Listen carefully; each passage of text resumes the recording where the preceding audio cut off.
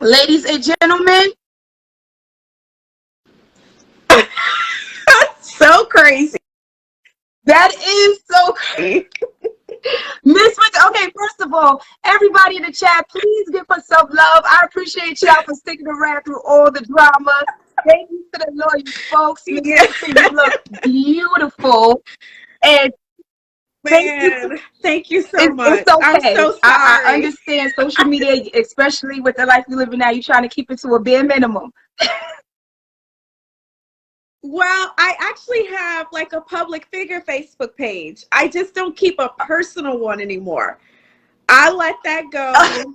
It's been a while. So I was like, I do not know what to do.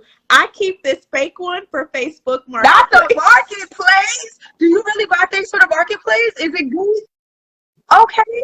I do.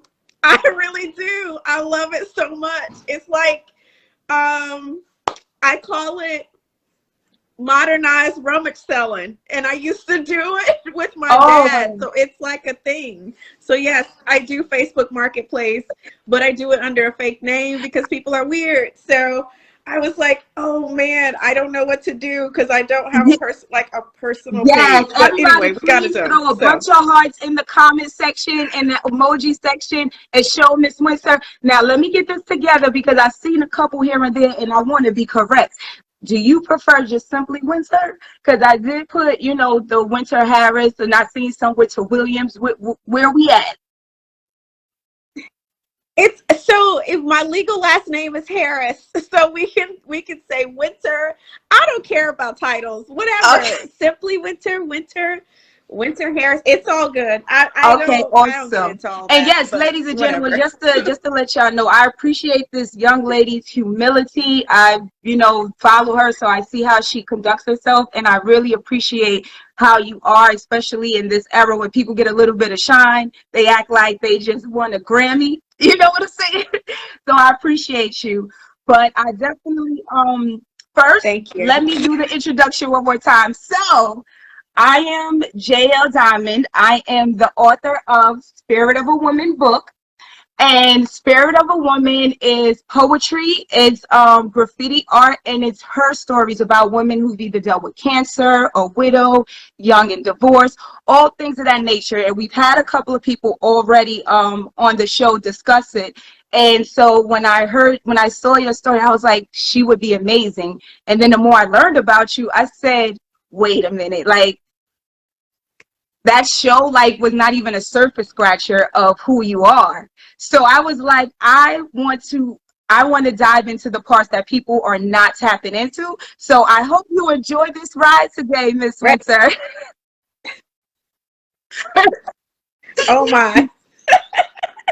Should I be Absolutely not. No, scared? no, I it's don't not that know. type of party. But no, it's all good. I do not believe in yellow journalism or social sensationalism or any of that nature. It's all for the uplifting and positivity and information sharing purposes.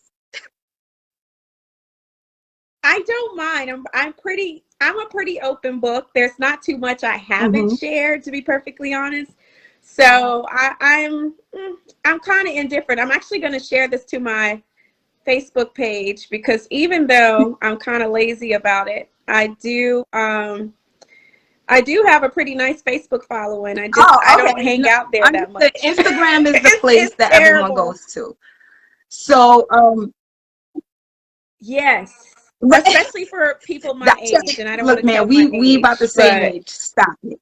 Um, so first, I definitely, like I said, I definitely the thing that made me really want you to have a conversation with you is when I watched I Love Bondi Blue. And yeah, I saw you in the Ooh yeah. Ladies, and I was like, I have some questions for this young lady. So I wanted to bring you on. I gave you your introduction. I don't know if you heard it. Okay. So It's I'm all gonna good. kind of like just get right into it. You ready?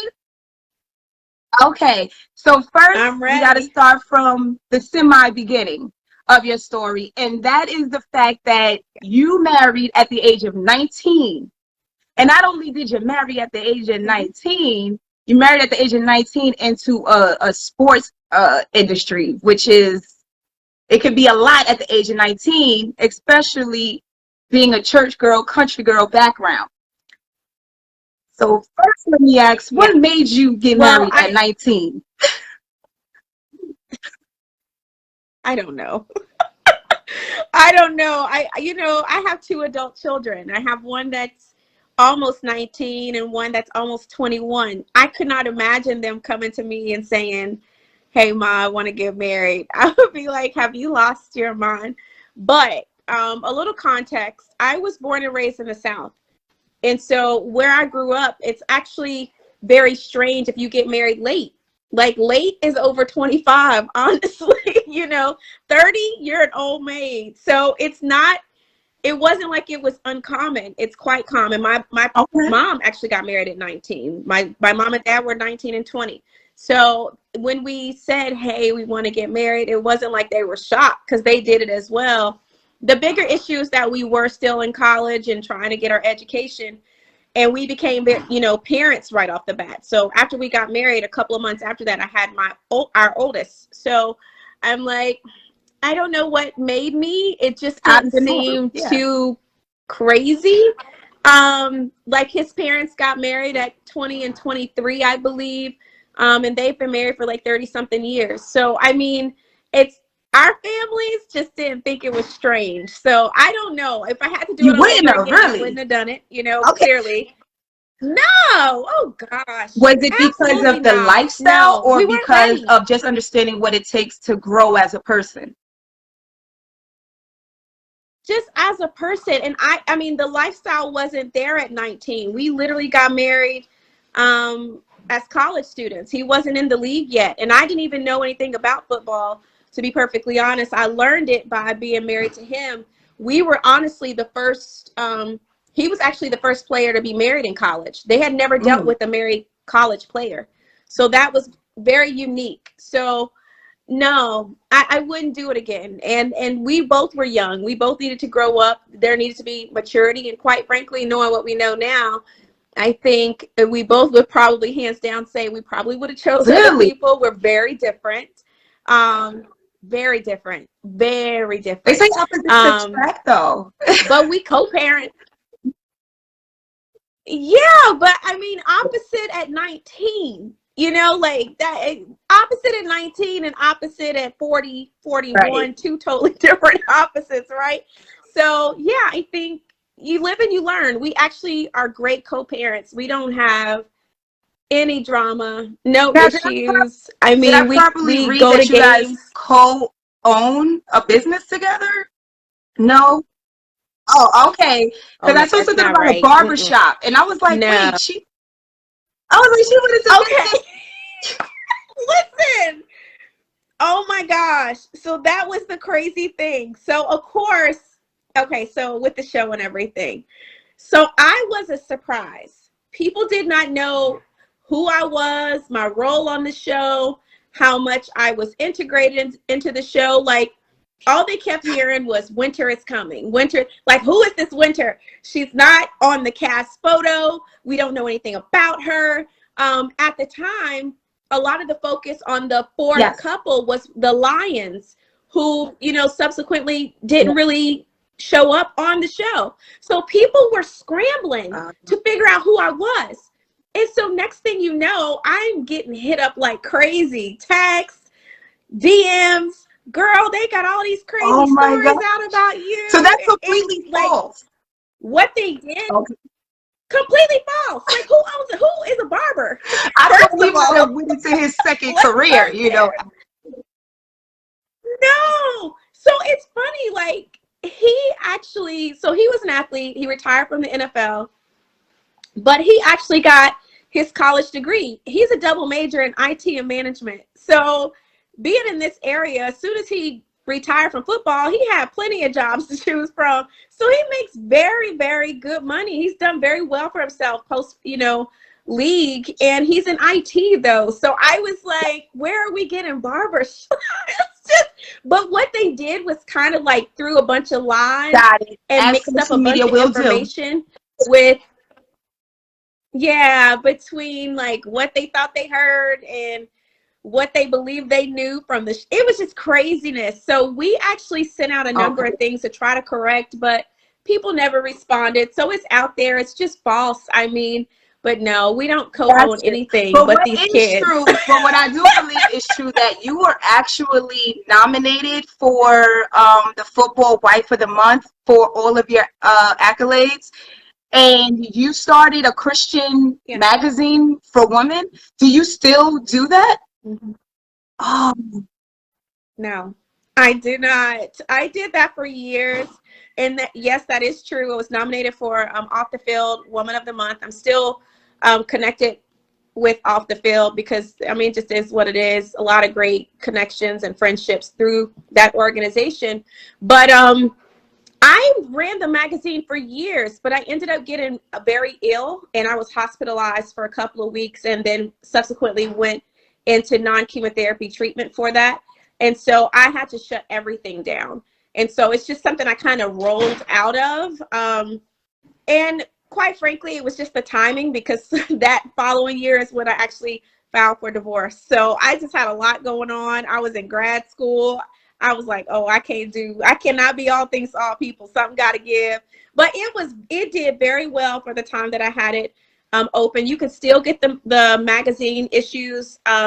They're carried at HP Mag Cloud. So if you go to HP Mag Cloud, you can type in and find the magazines to this day. It was, I mean, we had a good time doing it. But no, I did it for a year. I want to stay a little bit in the first marriage career, because I found a lot of interesting things in that time period, including a couple of diagnoses that you had in the midst of pregnancy. Can we talk a little bit about that? Okay. So yeah, I do a lot of patient advocacy work. Actually, I probably don't talk about it enough. A lot of my friends laugh at me. I'm like the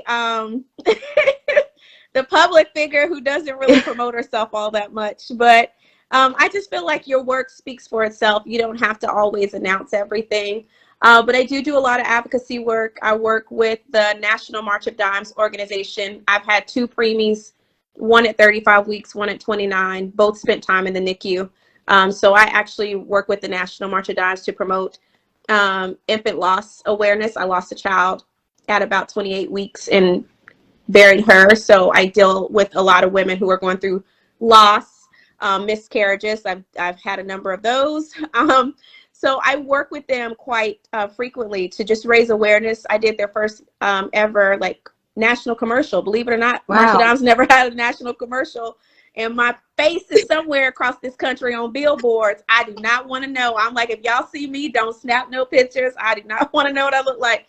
But I was diagnosed with a autoimmune disorder when I was pregnant with my oldest daughter. So that's been about 21 years ago. And so I work with that organization as well.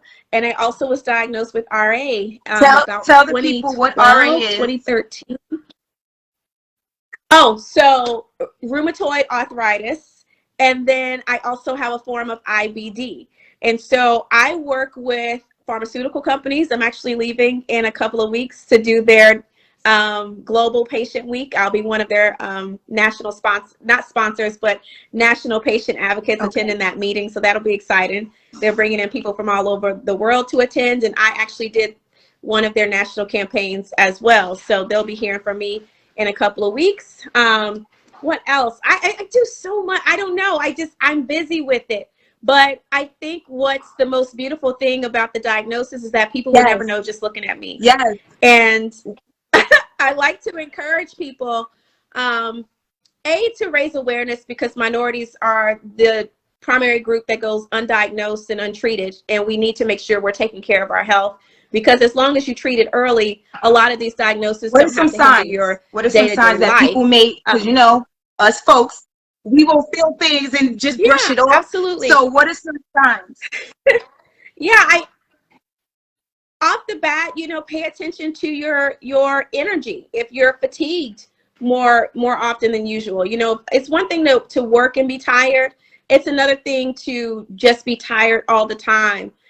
Be mindful of your bathroom habits. That's one thing we don't necessarily pay attention to and we don't like to talk about. If something appears off or wrong, you need to say something to your doctor. Make sure you get your blood work done. I don't like needles any more than the other person, but those are the things that are truly indicators of whether or not something is off. Watch your weight. I know we don't talk about, watching your weight. Joints. There's a lot of African Americans that are impacted by some form of arthritis, and we don't ever get it checked. But it's one of those things. When I first found out I had RA, I was misdiagnosed as having gout. Okay. And so all I could tell the person was that my hand was like abnormally swollen.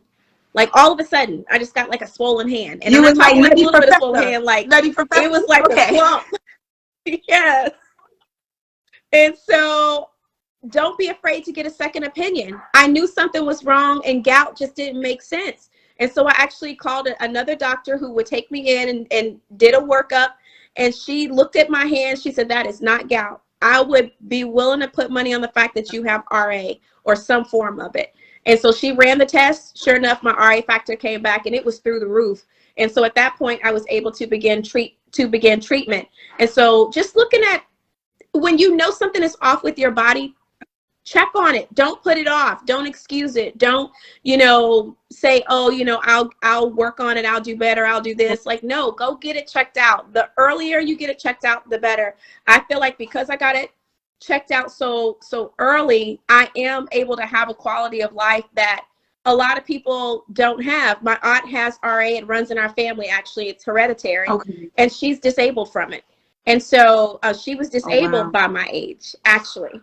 And so the fact that I'm not disabled, I'm not on disability, I can still do pretty much normal things, and I'm grateful for that. But I tell people not to take their health for granted. So make sure you take care of yourself. Your body is a temple. That's a true statement. So take care of your body, exercise, eat well, things of that nature. But those are some that was give, like, off the top of my head. You. But really quick, so someone asked the name of the magazine. It's called the Christ-Centered Home Magazine. That's the name of the magazine. And I saw Kuing. I saw her in the chat. Hey, girl. Hey, we've been. She's my friend in my head now. That after we been working to get this together. So I'm gonna ease us out of it a little bit. So, were all these things happening in your first marriage, or just okay? So perfect. So all of this is happening during your first marriage. You had to deal with some infant losses. You dealt with a rocky relationship marriage. You guys were married for about 15 years or so. How long? About 15 years. I know you come from a spiritual background. Now, are you that's another question before I get to my question. Are you a minister? Okay. So you grew up on the faith. Your parents, you a PK? Okay. So with all of this before we get to the here and now of your ministerial day, what was that spiritual feeling for you going through all of that and probably kind of back to back? Even if it's a year in between, that's still like back to back to deal with tumultuous things. So what was your spiritual, did you ever go into the questioning? Like, how did you deal with that spiritually? Because we have people on here who's dealt with infant loss, who's been diagnosed with cancer. Some people who've already told their stories. I see them on here. So I asked them similar questions. So I want to know. So believe it or not, with the diagnosis, does it suck? Yes. But I never questioned God with health. My issue was with the marital issues and the infant loss. When I had to bury my daughter, that was the one time where I was like, okay, now listen here. You got some explaining to do. It just didn't make sense to me. And my question was why? Like, I didn't really understand why it had to be her, so that was a struggle for me. And that was probably the one time where it really shook my faith. I'm going to be honest. Like, I'm just like, okay, I don't know about this, y'all. However, time does heal. It doesn't heal all. I don't like to tell that lie. You don't necessarily get over a loss like that. You get through it. And as you get through it, you start to understand why some things are allowed to happen. Not that you'll have all the answers this side of heaven. I'm just a believer in that. However, because I've been able to really support and be a source of strength for other women who have had to walk through it, it makes me understand why I had to walk through it. Because there needed to be someone on the other side that someone could point to as a point of reference and say, hey, you know what? This is hard right now, but I can get through it. I'll never forget having a client, and this was many, many years later. She was 5 or 6 months pregnant, and she went through the same thing I did, and she ended up losing her son. And my sister was her billing coordinator at the time, and she said, you know, my sister went through the same thing. I think y'all should talk. Anyway, we're friends to this day, but I was able to support her through that, and it just gave me a sense of peace that I don't feel like I always had previously, because I just had so many questions. And now seeing the work that I'm able to do, like through the March of Dimes and the families that I meet, the mothers that I meet, you just learn to make peace with what is, and understand that even out of that type of loss can come a greater good and a greater purpose. Turn your pain into purpose. Yeah. So yes, so it's made me stronger, but I will say too, I'm a pretty tough we see what is the ghetto gala. Okay, we getting there. We all right. You brought me here, so this is where we're gonna go, because we gonna get a little bit lighter. That, first of all, you lived about a few lives. That I can gather that you lived a couple of lives. Absolutely. So, I say that all the time. In between, you know, the first marriage and the divorce, and now, you know, you went into being an author, entrepreneur, and all these things. And then, like you said, no one's looking for you, and then all of a sudden you're Winter Harris. How did you get on reality TV? That's an interesting story. Okay. I'm gonna make it short. So honestly, not intentionally. I did not try. I was not looking to. I had no desire to be. It wasn't a aspiration for me.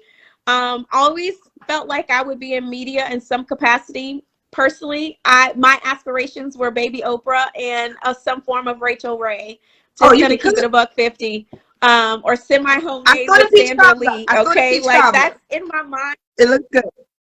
Yes, in my mind, that's who Winter is. Like down the road, I would love to, get to that point. However, the whole reality TV, never. Like anyway, so Monique and I know each other through my ex-husband who played in the NFL. He and Chris were on the same team. And so that was our initial connect.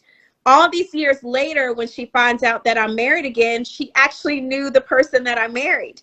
And so because they were looking for couples and she knew that we were newly married, she said, hey, would you guys consider potentially being on this reality show that may be coming out?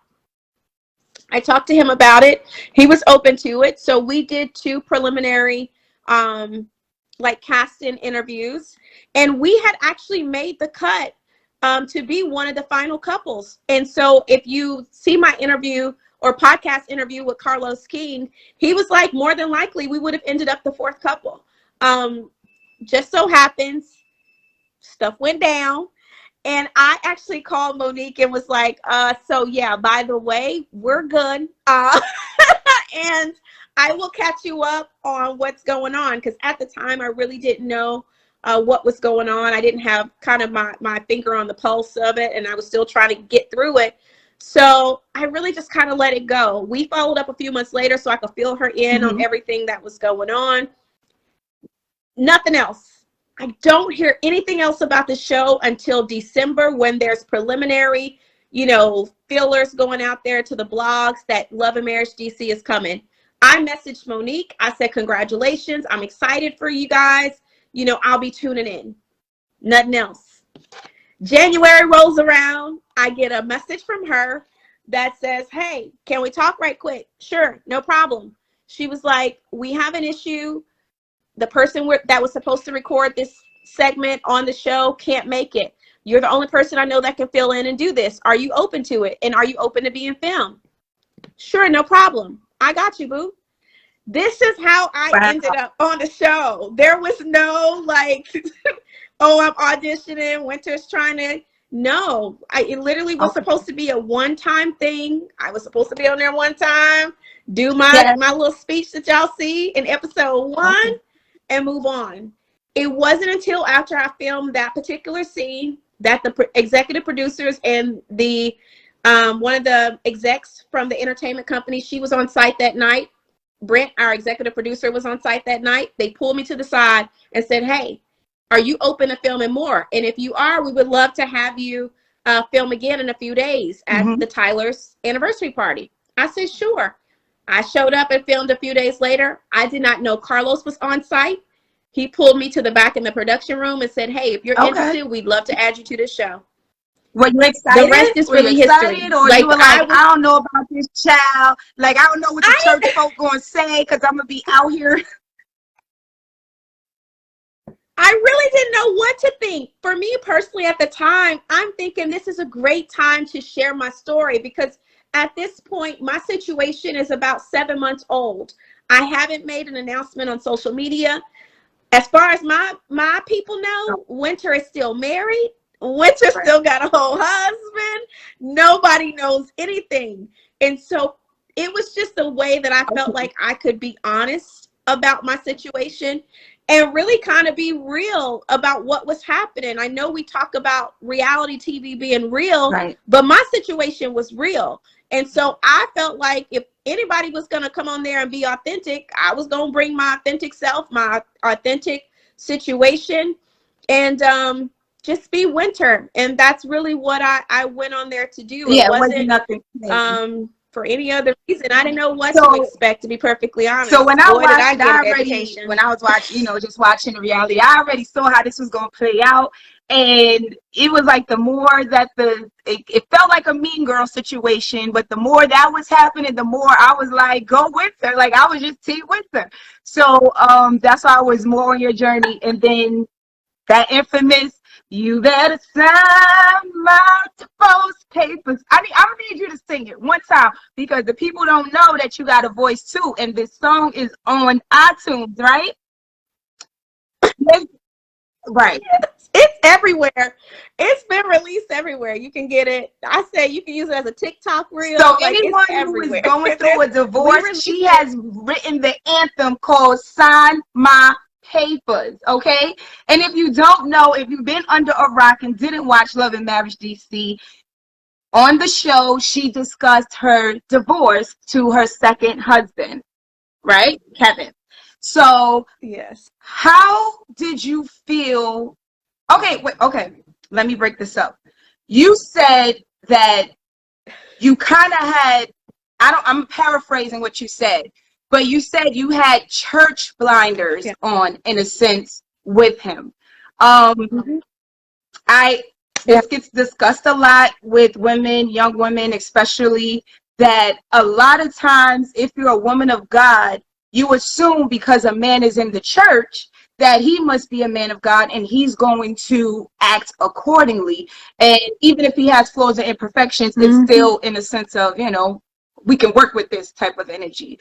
So just a little understanding, how do you feel now looking back at it and how you dealt with relationships and how maybe religion, how did religion play a part in how you got with your ex-husband, the second one? Yes.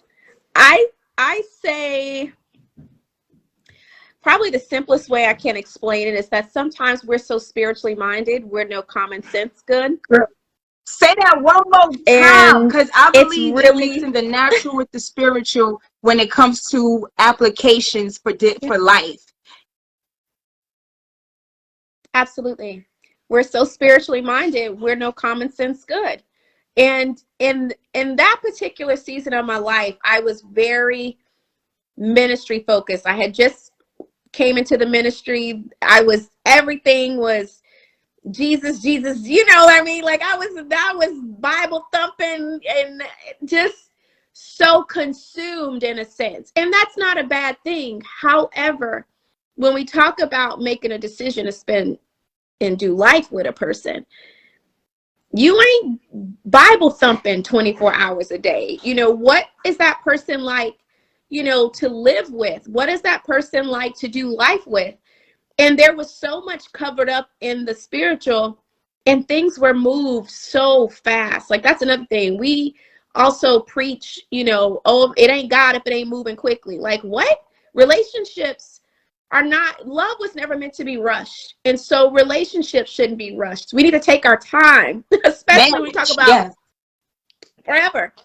And so everything was just so quick. There wasn't enough time to really sift through Could you were married within 6 months, right? Like literally. Okay, so you married within 6 months. 6 months. And honestly, in the church world, especially the purity movement, and I was heavily a part of that, it's not uncommon. Like I actually, speaking of which, my ex-husband, we got married in 9 months and our marriage lasted 15 years. You know what I mean? So it's not uncommon, and it doesn't mean that it's doomed. You know what I mean? But it just was too quick, and it was too quick to actually sift through the nuts and bolts that actually were the things that sunk the ship. You know what I mean? Like just basic things. Do we have the ability to be friends? Not just friends, best friends. Like I didn't marry my best friend, and I'm not ashamed to say that, because I thought, oh, well, he's a man of God and we're gonna, you know, do kingdom things together. Well, that kingdom was very short-lived when I had to deal with the real person that had, you know, issues. And so I just think we need to take marriage more seriously. And I know I feel like we do in the church. I'm not saying that a lot of us don't take it seriously, but we need to take our time, slow down, really get to know these people, because it really, the quickness of it, it was just too much that, unfortunately, by the time all of it started unraveling, it was like, what in the world have I got myself into? And then, you know, the big shebang happened that really just tanked everything. And let me tell you, I don't need more than one sign of a sinking ship. I know people feel like, you know, well, why didn't you guys go to therapy? I'm like, well, shoot, we spent a whole first year of marriage in therapy. This was pretty much the writing on the wall by the time things happened, and what caused me to pull us from the casting. It was like, oh no, I'm good on it. I'm almost, you know, 40 years old at the time. I don't have any more time to waste, and I'm not gonna sit here and waste it on someone that definitely should have been a no from jump. If I had to slow down and slowed him down to say, no, you know what, we need more time. And that's the one thing I regret with it all, because I did make a decision to postpone our wedding. And there was a conversation had with our premarital counselor to keep going, because of what they felt is that my issue was not a huge issue. And in all fairness, it wasn't huge, but it wasn't Winter who was saying postpone it. It was my spirit saying postpone it. And I think so often we overlook when our spirit is saying, but we will also, this is a no. In the same token, we will also make believe the spirit done told us to get married. So being a spiritual woman, being a woman of God, being a woman that is heavily into the church, I have definitely learned, like, I deal with common sense with things. Yes, I pray, but I also feel like you have to do applications.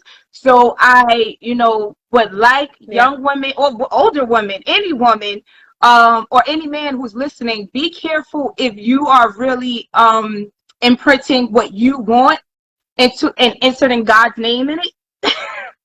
Really remove yourself and your flesh and your mind from a situation, and really wait for something to speak to your spirit before moving forward. And it's something important that you said not only do you wish you would have slowed down, but you wish you would have slowed him down. A lot of times most of the time we want a man to lead. So having a man that looks so interested and wanting to lead you, you're like, this is what I've been waiting for. Take charge. But ladies or gentlemen also, because men can get rushed into things and it'd be wrong for them too. But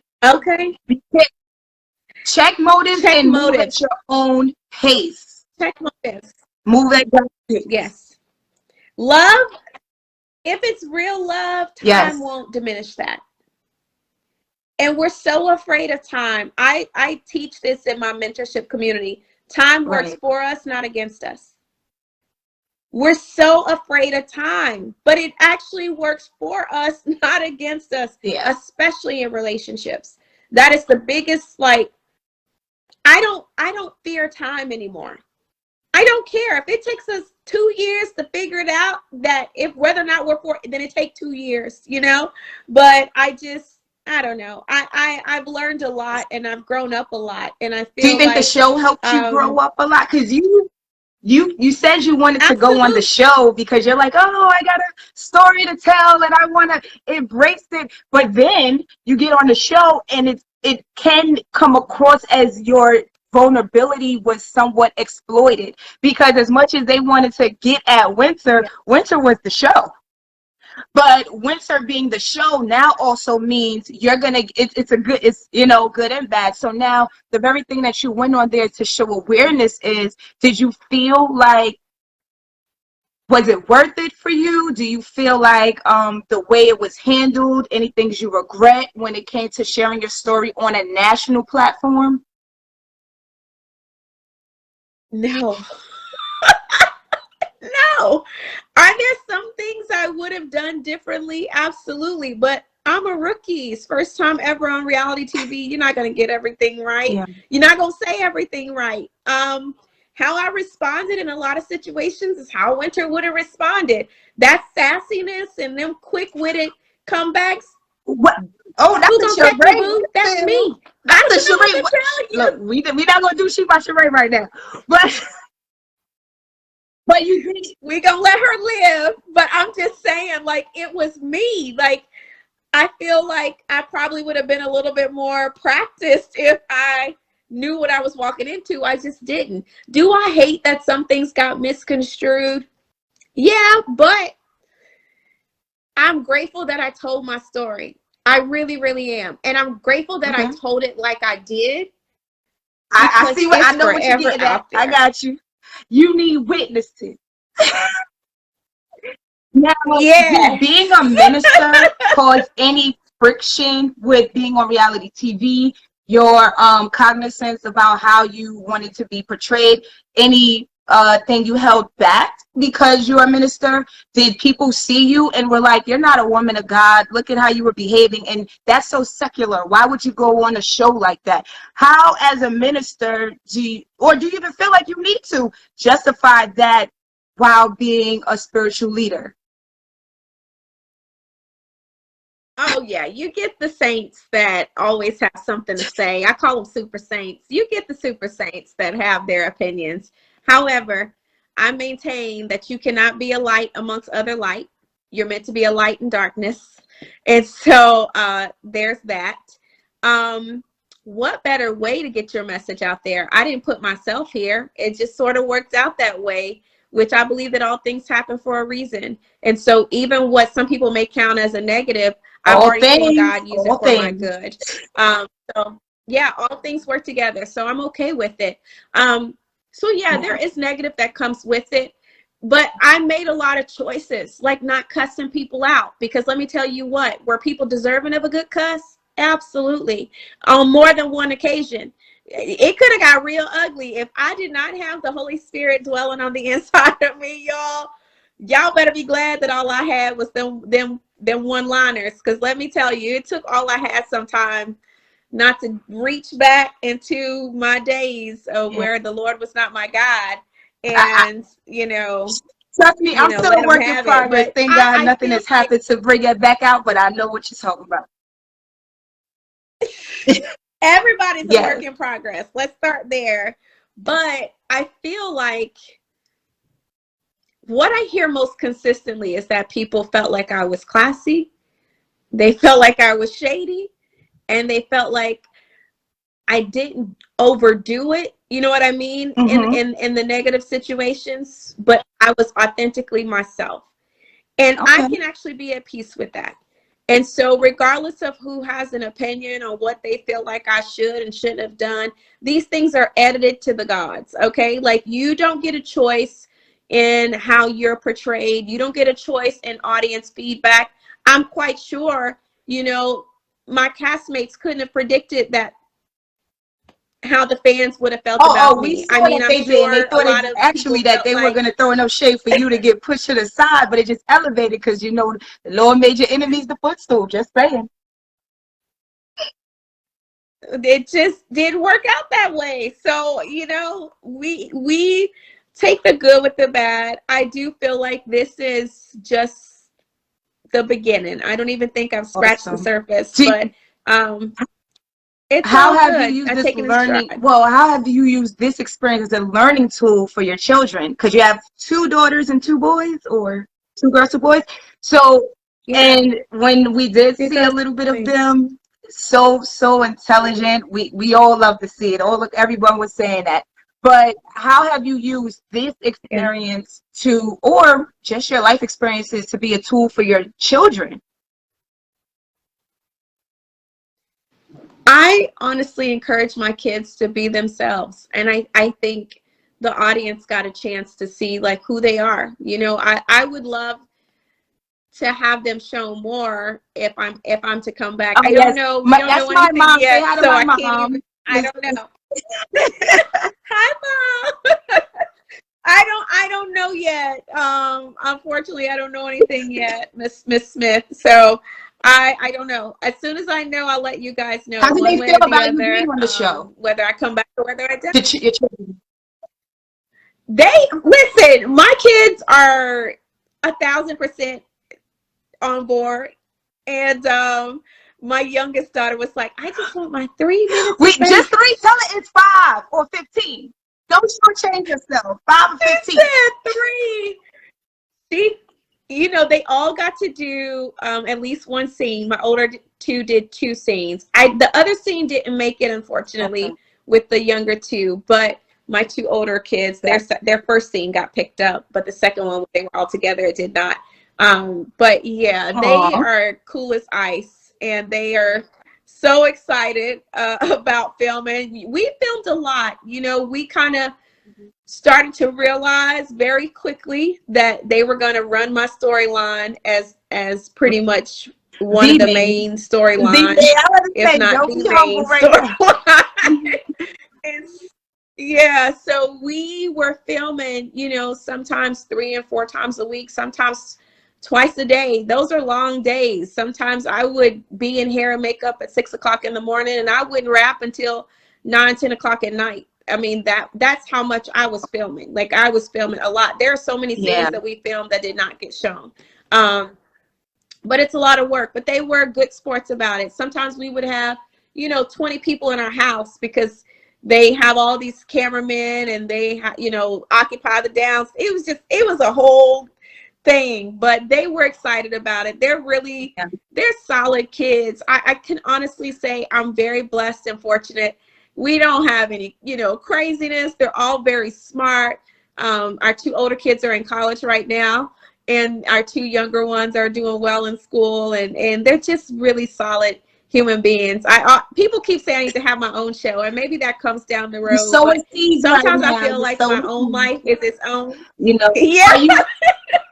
I feel like my own life is entertaining. Like, even without all of that, I feel like if we just set up a Right. camera and just let it roll, people would be entertained, because I just feel like my life has always been some sort of show. But it's just kind of funny to see So, how it's played out. But I'm grateful so as for a it, and they're minister, good. balancing the secular energy and spiritual world, are you I know you said you don't have a church, but is there any platform? I think you have a podcast or no? Platform where you speak about Yeah. spiritual, you know, conversations where people may be able to go to tap into you with spiritual conversation? Yeah. Absolutely. So I do a lot on YouTube. I do a lot of YouTube ministry, and I've never honestly had a church. I worked with another faith-based community. I go to church, but I've never had a church, and I don't ever want to have a church. But I still speak. Like I just got back from New Orleans. It's been like almost 2 weeks now from a speaking engagement from a faith-based women's conference. Like I still do that stuff. That hasn't gone away. So if they want to, What's you can speaking go on to? YouTube. I have Give him the tons. name. I mean, Simplywinter Okay, official I'm gonna put 81. that in the chat for you. So, question: Yes. minister who is balancing these two, I would like you to give some advice to women, because you know how they say the old saying, "holy and ratchet." Like, after I'll be reading my Bible, they turn on some juvenile. Like it's just two girls. But sometimes Yeah. women specifically can get judged or shamed for just being human. So what advice can you give for women? Don't worry, I'm gonna put her channel in there real quick.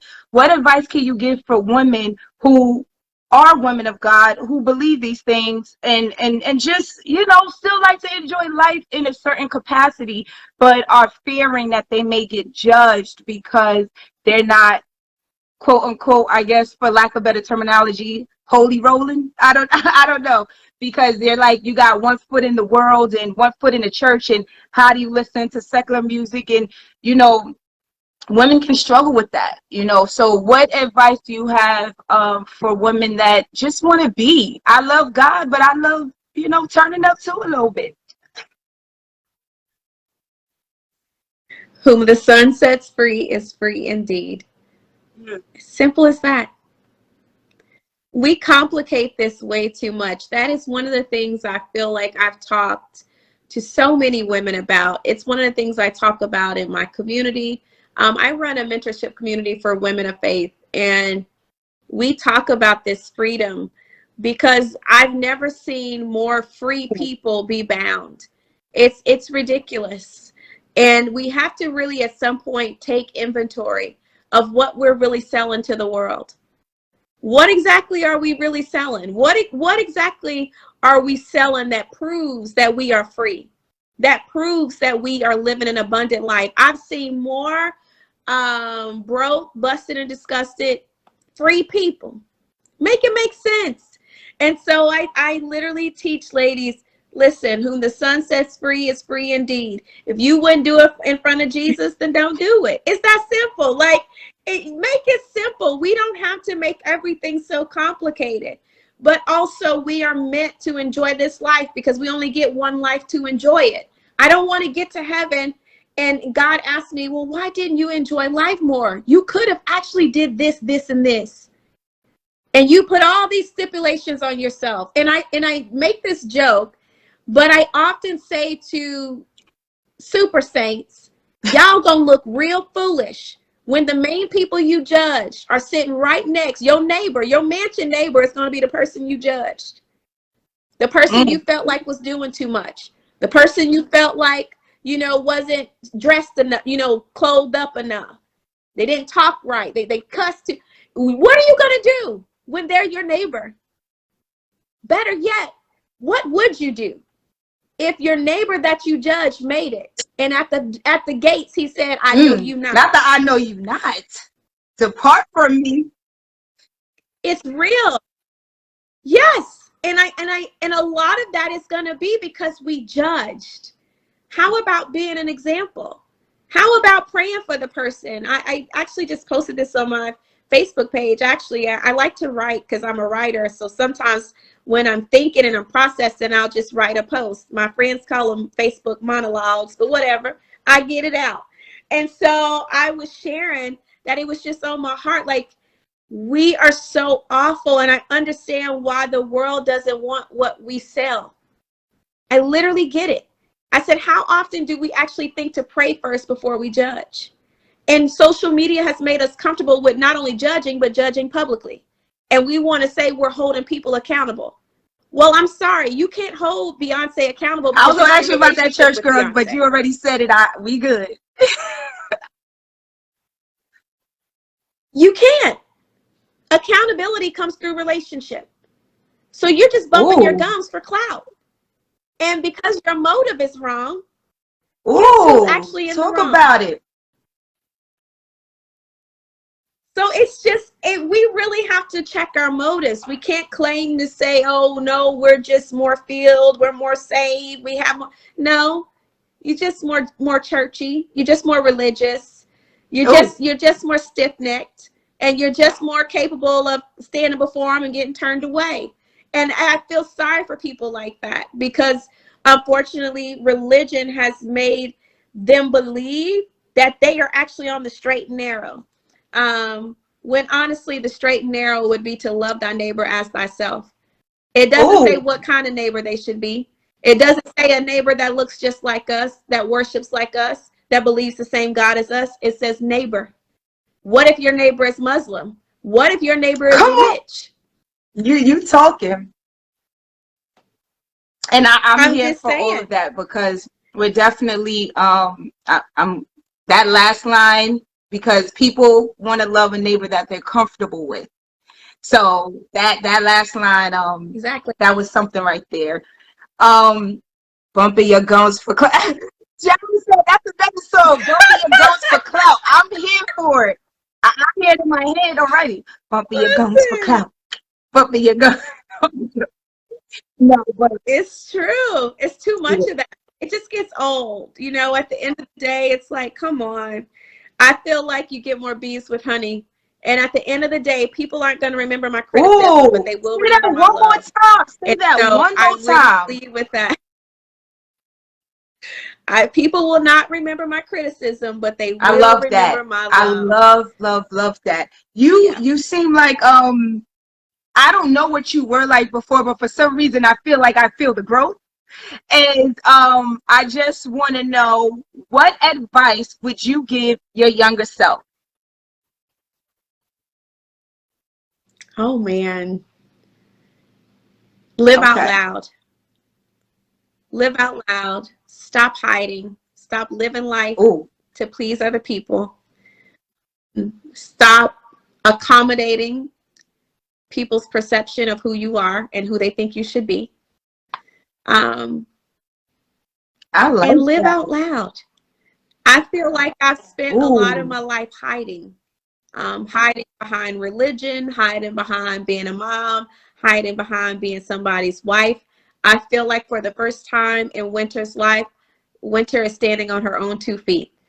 And it's a beautiful place to be, because I own 100% of who I am, good, bad, or ugly. I think that was almost the comical part at the reunion, is that they had an awful lot of, things to say, and with the guy, they had receipts and knowledge. I said the guy with the guy and all of that. Oh, I mean, literally just so much going on. And I think what's almost comical to me is that I just sat there. That's what you do when you know it's false. It's just like, why am I getting upset? I don't have, and this is the thing. What is very true to me is that I own my flaws, I own my mistakes, and I own my truth. And I would have loved to give them, I would have loved to have given them more, but I had nothing to give. I don't mind telling on myself. If I have something to out, I will out it. I'm like, dang, like, give me something to out. I don't care. Like, it was the goal to try to shame me? Was I supposed to walk off and be like, oh, well, my God. The goal was to change you from the first episode. Just saying. So they just stayed consistent. It just got leveled up after every encounter. But it definitely was kind of like set up to, throw little jabs here and there, whatever the case may be. But yeah, I'm glad you shared your story. You, like I said, you went through a couple of lives. So what is in this chapter for Winter? Oh, my mother said Monique is horrible. Oh, I love Monique in Potomac, and she was the opposite. So, but I will say there were some things I didn't really care for with Momo because I wanted her to have your back a little bit more. But I know how this reality TV thing go. They say you guys are best of friends. It don't always gotta be that way. So I tried to give a little leeway on maybe that's it. Just was a lot, but that's not where that's not where I want to go. It's a lot. But what are some? What are your future? What? All right. Let's do this. While I ask this question, if anybody has any questions for Miss Winter about the actual show, feel free to put it in right now while I finish what I need to do. Okay.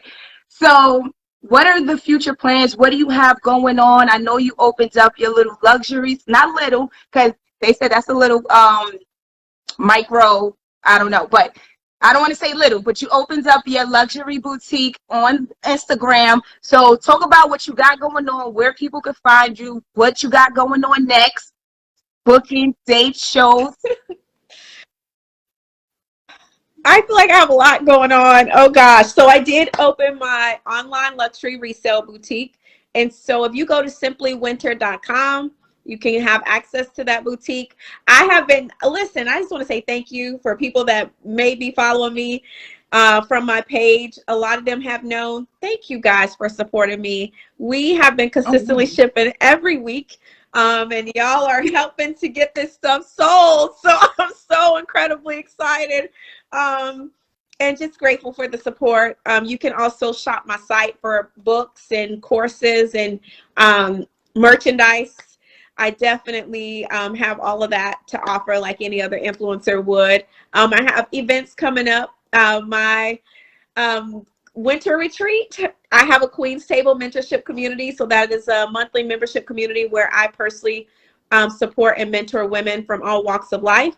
And so we do private and group coaching through that particular community. But the Queen's Table also has retreats. And so we just did our first international luxury retreat in Puerto Vallarta, Mexico, back in June.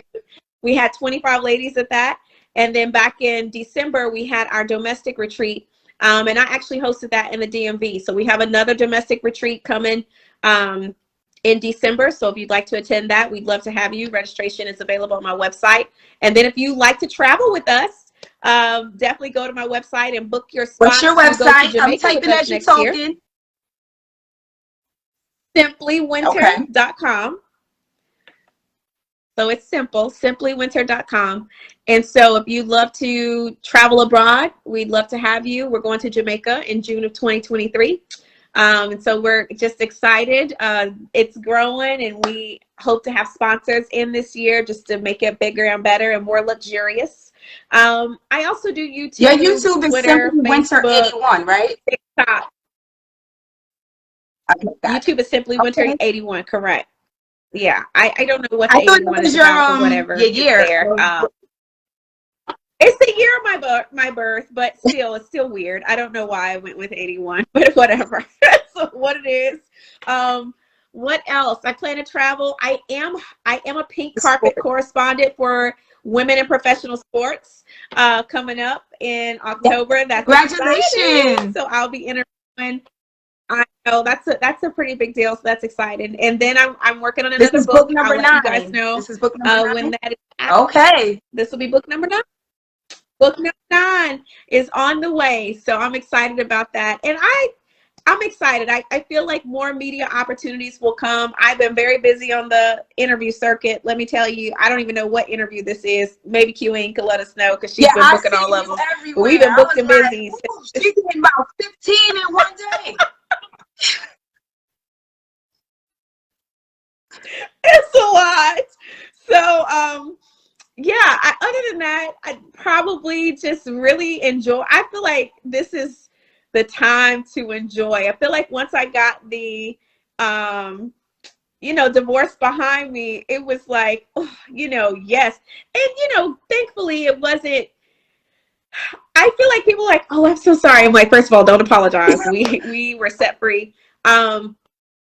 We honestly have been separated and living apart for so long. People didn't know that. So by the time the show rolled around, people were sending me all of these condolences, and I'm so sorry to hear. And I'm like, oh my God, like we've been like living apart for almost a year now. I am over it. Yes, I'm like, it is so old. So now to be able to be out and, dating again and just, I don't know. Nice. Yes, I, child. I saw one of your lines where you said a youngin didn't know what to do with you. You said, "Sir, you can't even have a proper conversation. I can't date under this level." I can't. I really can't. I don't mind. I won't ever do as old as I Okay. did. I'll say that. However, I do not date youngins. I definitely prefer men of my age, maybe Okay. a little bit older, but I prefer to stay within a 7 to 10 year window. We will not be Gotcha. grandpa it any further. I'm good. Just No, it is I not for totally get it. me I totally at all. understand. I enjoy it. Like you said, you're enjoying life and it's beautiful. You're glowing. Everyone is saying you're simply amazing. Everyone, please give some love. Oh, my mama just subscribed to your Thank YouTube. you. Everyone, give Winter some love. I want to play a quick game with you before we get to wrapping it up. So it's Okay. basically a name association game, and I'm going to give you a woman in power, and I want you to give me the first adjective that comes to your mind for that woman. Ready? Beyonce, Okay. Mahalia Jackson, Fierce. Soulful. Issa Rae, Angela Legendary. I Rye. love her. Ooh, Shirley Chisholm. Groundbreaking. Oh, I don't know. I don't know. She I don't know should have what to been give her. groundbreaking. That's an interesting one. I know. Now I'm like, dang it, I used my word already. You're thinking too hard. We'll just Historic. Okay, say that's good. historic. And We'll last go but with not that. least, Simply Yeah. Winter. Oh Oh, man, that is authentic. awesome. I love it. I love it. I love it.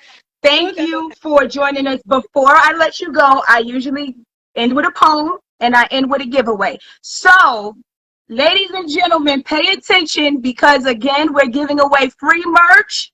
We got hoodies, we got book, mugs, and posters. And the question of the night is, how many children does Winter have? Okay? While I read this poem, I'll see who gives me the first answer. And this poem is dedicated to you and all the lovely people watching from my book. It's called The Does Not Define You.